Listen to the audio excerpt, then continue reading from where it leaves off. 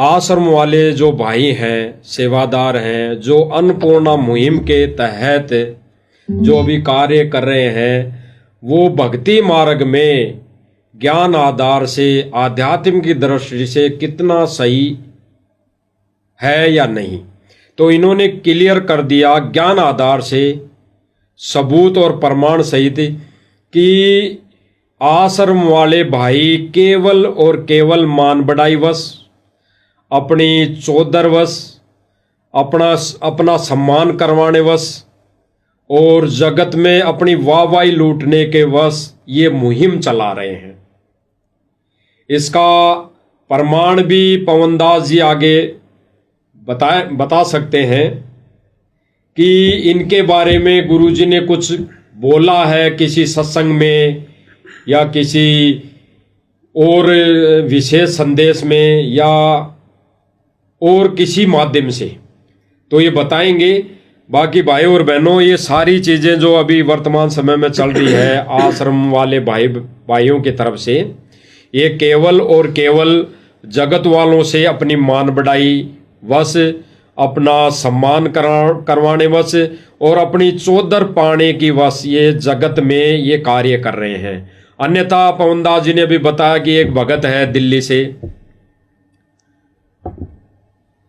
तो उसकी प्रार्थना करने के बावजूद और संत रामपाल जी महाराज जी का आदेश आने के बावजूद उसका मकान नहीं बनाया गया। यानी गुरु का आदेश हो मकान बनाने का, फिर भी मैनेजमेंट आश्रम वाले उसका मकान नहीं बनाया। उन्होंने उसका मकान नहीं बनाया और एक जगत वालों की छोटी सी प्रार्थना पर, जिनके पहले से मकान कुछ रहने लायक हैं, तब भी उनके मकान दोबारा फोड़कर उनके मकान बनाए जा रहे हैं। यानी उनके लिए रहने की व्यवस्था है, फिलहाल वो रह सकते हैं, अपना टाइम पास कर सकते हैं, लेकिन फिर भी उनका मकान उसको फोड़कर दोबारा से 2 मंजिला मकान बनाया जा रहा है। कारण कि वहाँ पे इन्होंने बताया कि गांव के सरपंच को साथ लेकर उनके हाथों उनको चाबी दिलवाना, फोटो खिंचवाना, वीडियो बनवाना, यानी वहाँ के गांव वालों की नज़रों में अपनी चौधर और मान बढ़ाई पाना, अपना सम्मान करवाना, उनकी नज़रों में एक अपने आप को एक ये मान लो कि आप ऐसा तो कोई भगत करता नहीं, बिल्कुल भगत के तो नियम और मर्यादा में है ही नहीं, केवल उनकी गांव वालों की नज़रों में एक अच्छा व्यक्ति साबित होना, ये इनकी प्रक्रिया चालू है भाई और बहनों आश्रम मैनेजमेंट की। तो हम पवनदास जी से और जानेंगे इस विषय के ऊपर कि ये जो आश्रम वाले भाई मान बढ़ाई को लेकर चल रहे हैं, ये साबित भी हो गया है और गुरुजी ने भी हो सकता है किसी सत्संग में बताया हो, इनको बहुत बार संदेश दिए हों। तो हम आपसे और जानेंगे और हमारे भाई बहन भी जानेंगे जो लाइव देख रहे हैं आज, क्योंकि भाई और बहन, कुछ एक भाई बहन जो नादान है, जिन्होंने ज्ञान को आधार नहीं बनाया, जिन्होंने सत्संग नहीं सुने, वो केवल और केवल देखा देखी में इस मार्ग पर आगे कदम रख रहे हैं, आगे चल रहे हैं। वो ये सोचकर चल रहे हैं कि भाई ये तो गुरुजी का बेटा बेटी है, ये गुरुजी का परिवार है, ये गुरुजी के खास रिलेटिव है, या ये गुरुजी के बहुत समय से संपर्क में है, निजी, मतलब वो पास में रहे हैं। सतलोक में भी तो हमने यही सोचा था कि ये ज्योति निरंजन ये गुरुजी के वचन से उत्पन्न हुआ उनका बेटा ही तो है। और हम उसके चारों तरफ घूम गए, वहां पर सतलोक में जब वो तपस्या कर रहा था, तप कर रहा था, हम उसको गुरुजी का बेटा मान के तो उसके चारों तरफ घूम रहे थे, और उस गुरुजी के बेटे के चक्कर में आकर हम यहाँ फंस गए किस ब्रह्मांड में। तो उसी के लिए गुरुजी ने वहां पे भी बोला सतलोक में, कबीर परमात्मा ने, कि भाई ये है काल, इस नादान की नादान के चक्कर में मत फंसो, ये तो अपने कर्म फोड़ रहा है, तुम इसके पीछे मत लगो, इसके बहकावे में मत आओ, इसकी बातों में मत लगो। और वही शायद आज वर्तमान समय में गुरुजी जेल में बैठकर ये संदेश दे रहे हैं। काल तो हमसे वही गलती करवाएगा जो गलती उसने करी, बिल्कुल वही गलती करवाएगा। उसको पता है कि इनको कैसे फंसाया जाए, बिल्कुल सतलोक में ये कैसे फंसे थे, वैसे यहाँ फंसाएगा। मनमाना आचरण करवा के। तो गुरुदेव ने हिसार जेल से जो विशेष संदेश भेजे हैं 1 घंटे के, उसमें भी गुरुदेव भगवान ने अच्छी तरीके से इन कोऑर्डिनेटरों को, अपने परिवार वालों को, बड़े बड़े भक्तों को बहुत बुरी तरीके से डांट रखा है, समझा भी रखा है। और गुरुदेव ने कहा, रहे हो 4 दिन का जीवन है, तुम यूं चौधर में खो दियो इसने, कर्म बना लो अच्छे, अपने यहां से निकलने की सोचो। और इनके ऐसे ऐसे कुकर्म देखकर जो हिसार जेल में शिकायतें जाती हैं, गुरुदेव ने स्पष्ट रूप से विशेष संदेश नंबर 12 में, ये भगत भाई बहनों के सामने विशेष संदेश नंबर 12 है, इसमें गुरुदेव ने स्पष्ट कर रखा है, इन कोऑर्डिनेटरों को धमका रखा कि बाढ़ में जाओ ऐसे शिष्य और बाढ़ में जाओ ऐसे कोऑर्डिनेटर जो अपनी मनमानियां करते हैं। क्योंकि सब ये मनमानियां तो चल रही हैं। ये धनाना में स्टेडियम बनाना मनमानी, धनाना गांव में बस स्टैंड बनाना मनमानी, धनाना गांव में एम्बुलेंस चलाना, ये बसें चलाना, रोडें बनवाना मनमानी, जाटों की धर्मशाला बनवाना मनमानी, गुंडों की सीबीआई जांच करवाना मनमानी, सीबीआई जांच में 5 लाख रुपए देना मनमानी, जाटों के आरक्षण में संगत को बैठाना मनमानी, आरक्षण में करोड़ों रुपया संगत के ज्योति पाठ दान का चंदे में देना मनमानी, अयोध्या में जाके काल पुजारियों के लिए भंडारा करना मनमानी, नेपाल के सीतापुर में भंडारा लगाना मनमानी,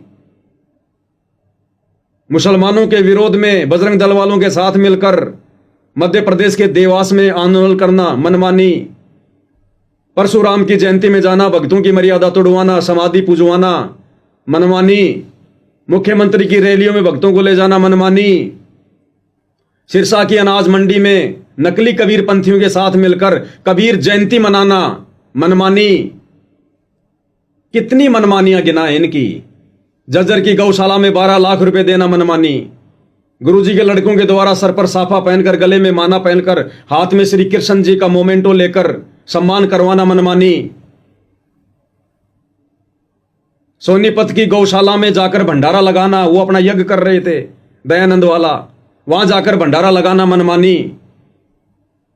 सुबह से शाम हो जाएगी।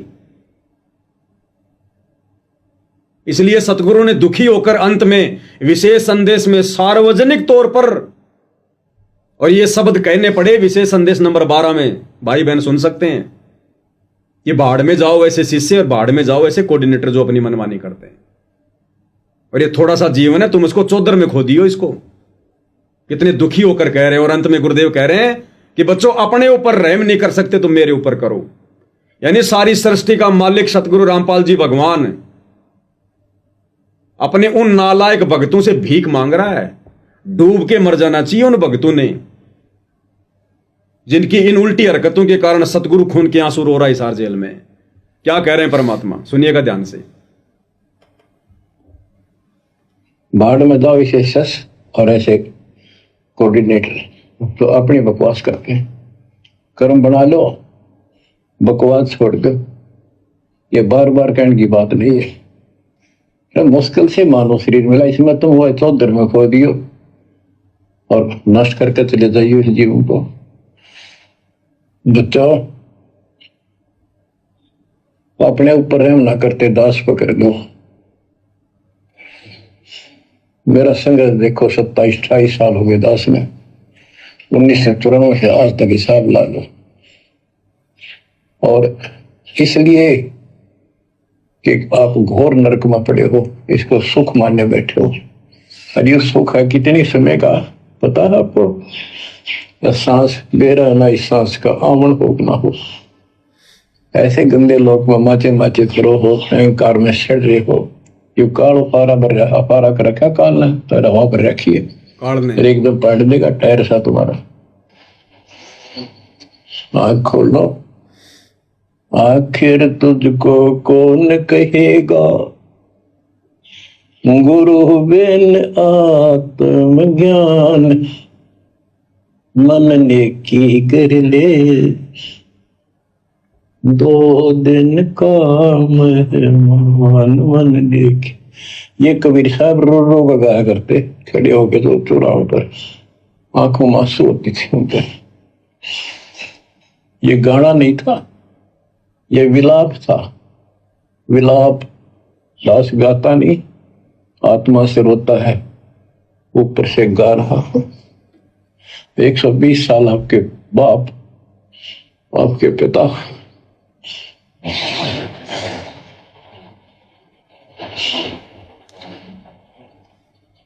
एक झोपड़ी में रहे, गर्मी सर्दी बारिश हो गई, हमारे लिए पड़े रहे, क्योंकि वो आते हमारे को सद्बुद्धि देने के लिए, पर हमारे ऊपर काल का प्रभाव जबरदस्त है।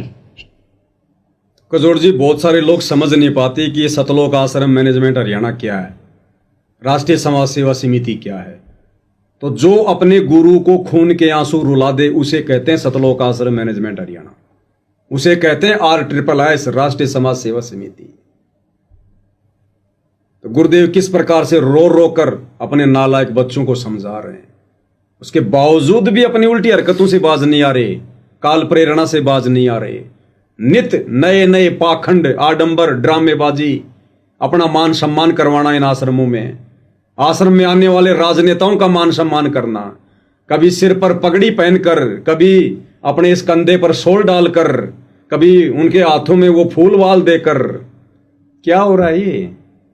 अभी भी नहीं पता इनको सम्मान का अधिकारी कौन है संसार में, खुद का ही सम्मान करवाने में लगे हुए हैं।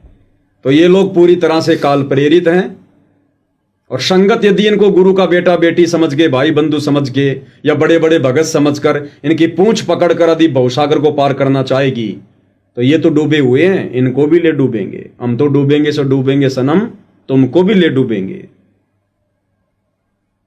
और दास ने वैसे तो साधु दास भगत जी के घर का वीडियो दिखा दिया है। ये खुद भगत है जो वहां पर देख रहा है, जो माइक हाथ में लेकर। हरियाणा फास्ट न्यूज नाम से इसका यूट्यूब चैनल है। और फिर भी किसी को शंका हो तो दास ने इस लाइव वीडियो में नीचे नीचे कमेंट्स को जो है वो पिन कर दिया है। उसमें साधु दास भगत जी का मोबाइल नंबर है, जिसका घर जला हुआ है। आप डायरेक्ट उससे भी बात करके जानकारी प्राप्त कर सकते हो कि भाई अभी तेरा मकान बना कि नहीं बनाया, आपने गुरु जी से प्रार्थना करी कि नहीं करी। जैसी दास को सत्य जानकारी प्राप्त हुई, खुद उन्होंने मुझे मैसेज किया, उन्होंने सारी बातें बताई। उसी आधार से दास ने आप भाई बहनों के सामने रख दी। बाकी उनका मोबाइल नंबर मैंने आप भाई बहनों को नीचे कमेंट्स में डाल दिया है। जिसको शंका हो वो बात कर सकता है। बाकी आप बताइए बाबा जी। बिल्कुल भाई और बहनों, पवन दास जी ने बिल्कुल सही बताया है। भाई जो भगत जी हैं, साधु दास जी हैं, उनसे जानकारी मिलने के बाद ही इन्होंने सारी चीज़ें ये बताई हैं। क्योंकि साध संगति का मतलब ये है कि साध संगति सत्य की संगति, और जब तक सत्य नहीं होता तो साध संगति में कोई बातें नहीं होती।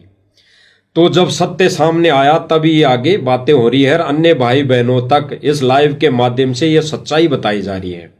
और अभी गुरुदेव भगवान का जो विशेष संदेश नंबर 12 था, इसमें गुरुदेव भगवान ने कहा है कि भाई ये काल ने हवा भर रखी है, टायर सा फाड़ देगा। ये काल ने हवा भर रखी है, तो ये हवा भर रखी तो ये गुड़ रहा है, बहुत तेजी से गुड़ रहा है। तो भाई और बहनों विचार करना, वर्तमान समय में दिन रात ये आश्रम वाले भाई, ये मैनेजमेंट दिन रात गुड़ रहे हैं, भग रहे हैं गाड़ी के पहिए की तरह, बेलगाम। और फिर गुरुजी आगे क्या करें कि एक दिन ये फाड़ देगा, इसको फाड़ेगा, ये फूटेगा गुब्बारे जैसा। तो भाई और बहनों, इनके टायरों में ये जो भक्ति रूपी टायर है ना, थोड़े बहुत जो गुरुदेव भगवान ने दिए हैं, इनमें काल ने हवा भर दी। काल ने हवा कैसे भरी? इन्होंने मर्यादा तोड़ दी। सतगुरु मर्यादा तोड़ दी तो काल का दाव लग गया। अब काल ने उनमें हवा भरना चालू कर दी, और इस हवा के वजह से, इस हवा को लेकर ये उड़ रहे हैं, भाग रहे हैं 24 घंटे रात दिन।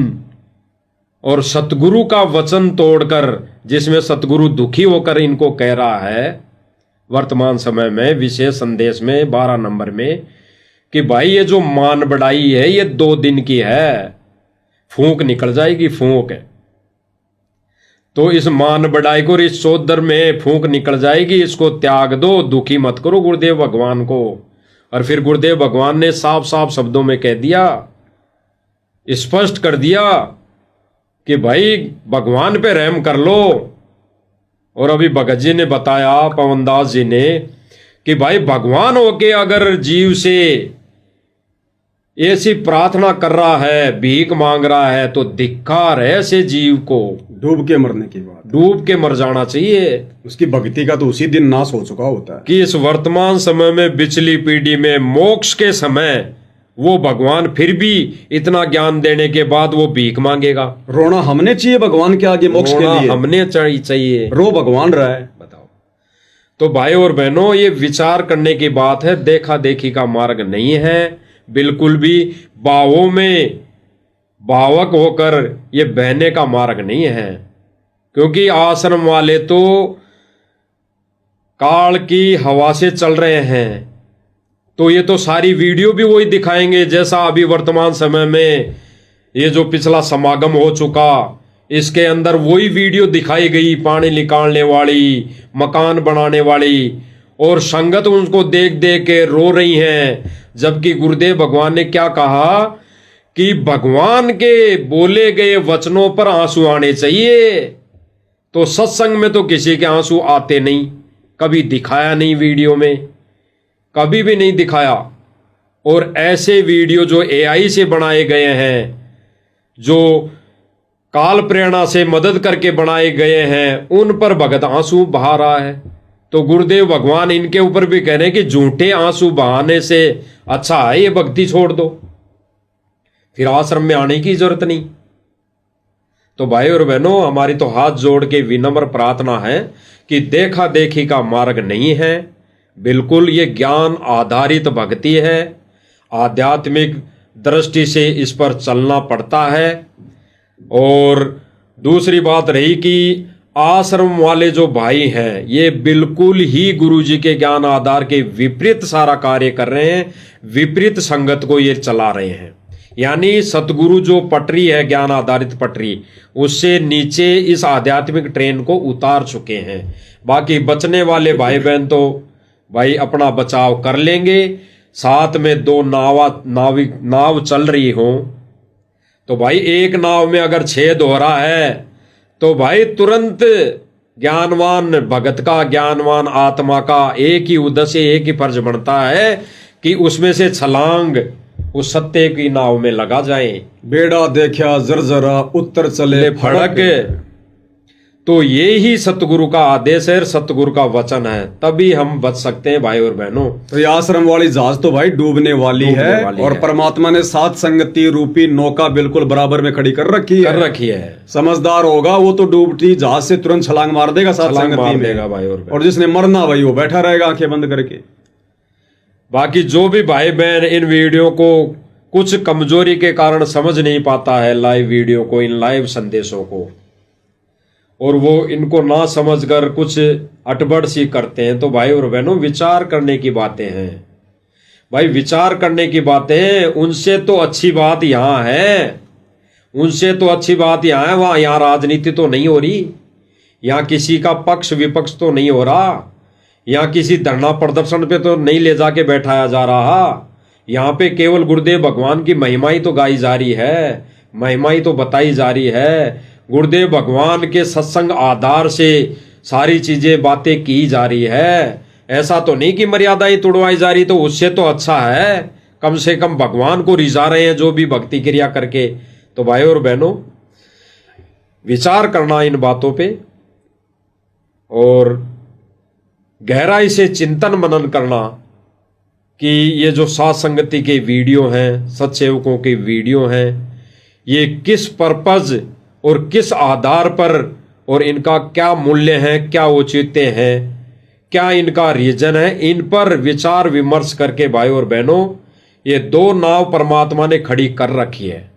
अब कौन सी नाव में सवार होना है वो भक्तों के ऊपर डिपेंड करता है, संगत के ऊपर डिपेंड करता है, आप और हमारे ऊपर निर्भर करता है कि हमने उस छेद हुई नौका में बैठे रहना है या सतगुरु के उस विमान में बैठना है जो सीधा सतलोक जाएगा। तो भाई और बहनों विचार करने की बातें हैं, बाकी और भाई भी और बातें बहनों, होती रहेंगी। मालिक के आशीर्वाद से वीडियो बनते रहेंगे, ज्ञान आधारित बातें होती रहेंगी। सभी भाई बहन इसी प्रकार से जुड़े रहिए। आज की वीडियो में गुरुदेव भगवान के आशीर्वाद से केवल इतना ही। परमेश्वर हम सबको आशीर्वाद दें, हमारा मार्गदर्शन करें, हमें इसी प्रकार ज्ञान आधार वाले तरीके से भक्ति मार्ग पर आगे बढ़ाते रहें। एकमात्र यही हमारी कामना पूज्य गुरुदेव भगवान के चरणों में है। बंदी छोड़ सतगुरु रामपाल जी भगवान की जय हो।